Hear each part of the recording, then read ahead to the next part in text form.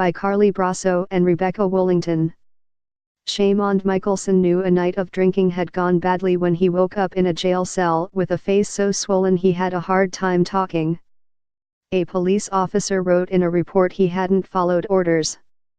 A Navy vet, Michelson trusted that he deserved what he got.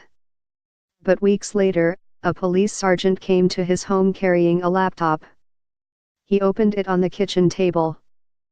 Michelson and his fiancée huddled around to watch a silent video recorded at the jail's entrance. The sergeant pressed play. The video shows Michelson walking toward the door, handcuffed and swaying. He stops. The officer behind him is talking, nodding sharply. Then the officer shoves him. He lurches forward and plants his feet.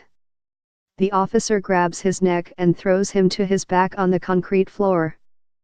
The officer pins him there, a shin over his chest and throat. A jail deputy arrives, and Michelson kicks toward the deputy's head. The deputy catches his foot and starts to roll him over. The officer punches him in the face. Then again and again and again and again and again. Michelson said watching the video was surreal. He replayed it over and over. His fiancée had to walk away. He asked Scott McKee, the sergeant who brought the video, whether the arresting officer was allowed to do things like that. The sergeant said no. It looked like a pro wrestling move, said McKee, who criminally investigated the officer's actions. And the guy's handcuffed. There's no regard for how he lands. There's none. Michelson wanted Officer Charles Caruso to be held accountable. He told the city of Eugene he planned to sue. He didn't have to. Eugene paid out $100,000 and fired the officer. But Caruso escaped without criminal charges. And the people who held the power to take his badge for good chose to do nothing. Case closed. The Oregon Department of Public Safety Standards and Training wins national praise for holding police officers accountable for bad behavior.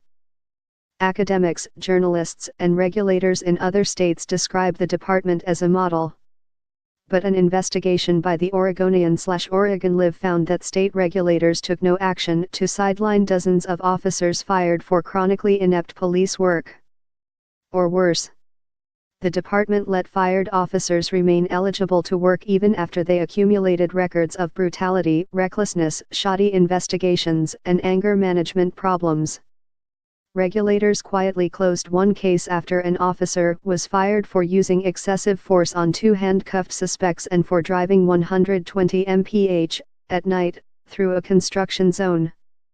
They closed the case of another fired officer whose disciplinary records show he botched investigations, refused to finish police reports, failed to show up at court proceedings, abused sick time, and earned a reputation for being volatile and rude.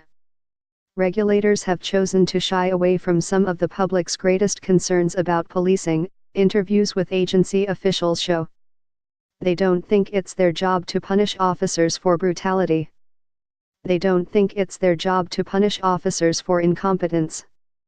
They don't think it's their job to even contemplate punishing officers who haven't been convicted of a crime or who haven't lost their jobs.